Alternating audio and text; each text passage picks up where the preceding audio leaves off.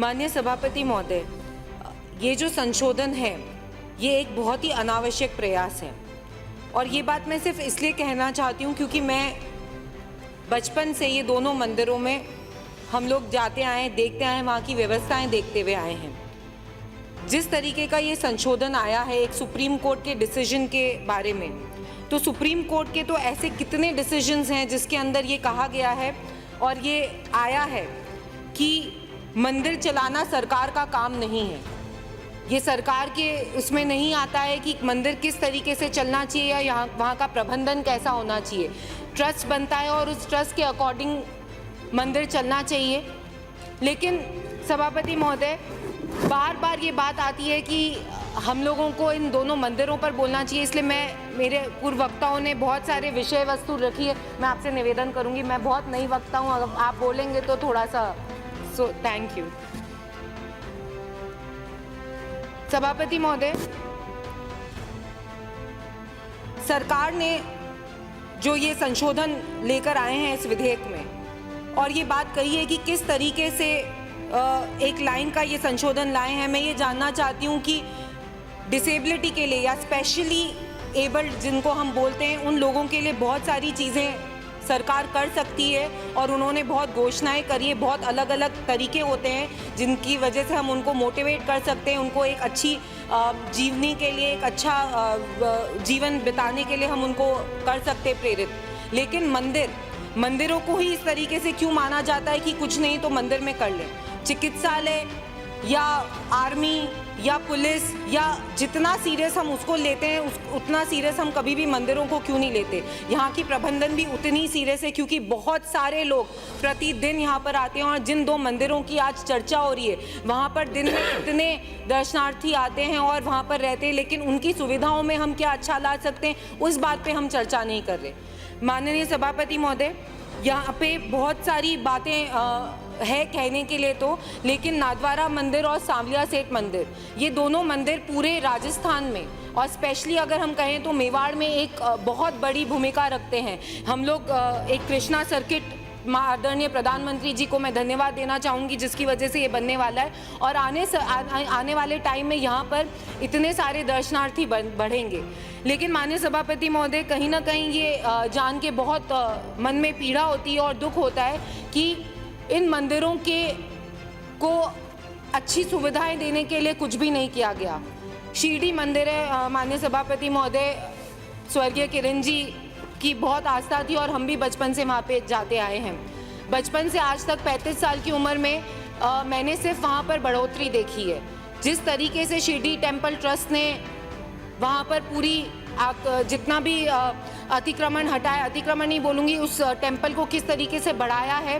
वहाँ पर उन्होंने टेम्पल ट्रस्ट से करीबन 5500 लोगों को खाना, मात्र 2 रुपए की चाय, 3 रुपए की कॉफ़ी, 7 रुपए में भोजन की व्यवस्था होती है प्रतिदिन।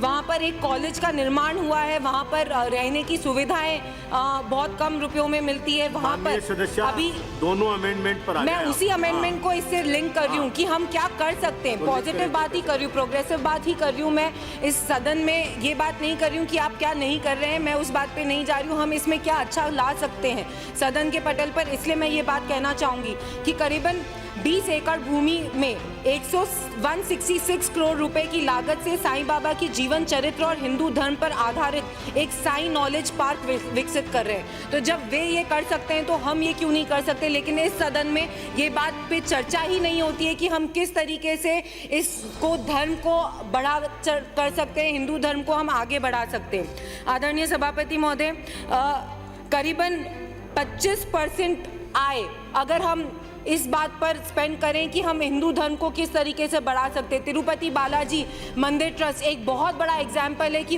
किस तरीके से उन्होंने तुलसी विवाह जगह जगह पर उन्होंने पूरे तेलंगाना में और आंध्र प्रदेश में करने लगे, जिसकी वजह से धर्म के प्रति लोगों को बहुत ज्ञान बढ़ता है और युवाओं के लिए स्पेशली बहुत ज़रूरी है। आदरणीय सभापति महोदय, एक और मन में पीड़ा होती है जब ये जानते हैं कि सरकार इन मंदिरों को चलाना चाहती है। Collector, district x officer collector, RS officer in मंदिरों को चलाना चाहती है, लेकिन सांवलिया सेठ मंदिर में श्री नाथद्वारा मंदिर में एक समिति बैठी है जिसके मंदिर के अधिनियम धारा 5 और 2 में स्पष्ट लिखा है कि नाथद्वारा मंदिर में हिंदू धर्म एवं पुष्टिमर्गीय वल्लभ संप्रदाय को मानने वाले ही प्रबंध मंडल में सदस्य बना जा सकते हैं। तो हम उनकी भावनाओं से खेल रहे हैं यहाँ पर, जहाँ पर ये क्लियरली लिखा है कि हिंदू धर्म के लोगों को ही आगे बढ़कर उन मंदिरों का प्रबंधन करना चाहिए। तो यहाँ पर चर्चा ये होनी चाहिए कि विधानसभा मिलकर एक कमेटी बनाए, एक कमेटी ऐसी बने जहाँ पर क्लियरली ये लिखे कि उस कमेटी में लोग जो हिंदू धर्म को समझ सकते हों, जो उस धर्म को आगे बढ़ा सकते हों, वैसे लोग उसके पार्ट हों और वो लोग मिलकर कहीं ना कहीं इन मंदिरों में कितना अच्छा कर सकते हैं। और जो हमारे पास इस मंदिर मंडल की तरफ से जो भी दान पेटी खुलती है और इतनी सारी चीज़ें आती है, तो उसका हम कैसे लोगों के लिए सदुपयोग कर सकते हैं और वहाँ के लोगों के लिए। देवस्थान विभाग, जो यहाँ पर पुजारियों के सरकारी को वेतन की बात आती है, तो उन लोगों को, पुजारियों को तो उन सुविधाओं से हम महरूम रखते हैं जो सरकारी कर्मचारी के। मैं विनम्रता से निवेदन करना चाहता हूँ, अमेंडमेंट आपके सामने ये है, और डीफ मेड और suffering from leprosy shall be deleted.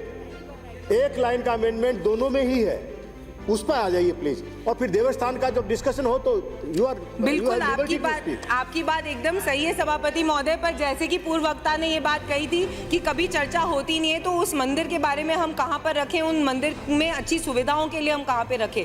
मैं आपको इतना ही कहना चाहूँगी सभापति महोदय कि जो स्पेशली एबल्ड के लिए हमें काम करना चाहिए वो सरकार अच्छे से करे, उसका मंदिरों से कोई उसको जोड़ने का कोई औचित्य नहीं। मंदिरों को हम किस तरीके से अच्छा कर सकते हैं, हिंदू धर्म को हम कैसे बढ़ा सकते हैं, हम कभी भी ये नहीं बोलते, कोई भी हिंदू ये नहीं बोलता कि हमें जिस तरीके से अगर हम देखें कि सिख धर्म हो या मुस्लिम धर्म हो, उनको हमने सरकार के नियमों के अंतर्गत नहीं रख रखा है। वैसे हिंदू जितने भी मंदिर है उनको भी सरकारी नियंत्रण से मुक्त करें और ऐसी समिति गठित करें जिससे हिंदुओं को भी एक प्रोग्रेसिव वे में हम सोचकर उसको, उनके बारे में क्या कर सकते हैं, उस धर्म के प्रचार प्रसार के लिए क्या कर सकते हैं और इन मंदिरों के उपयोग को लेकर। साउथ राजस्थान में आदरणीय सभापति महोदय धर्म परिवर्तन एक बहुत बड़ी समस्या और ये हम सब जानते हैं। उसको आदरणीय सभापति महोदय आप कंक्लूड करने का भी मौका नहीं देते हैं। कर लीजिए प्लीज। एक मिनट में मैं कंक्लूड कर रही हूँ। मैं बस आपको यही कहना चाहूंगी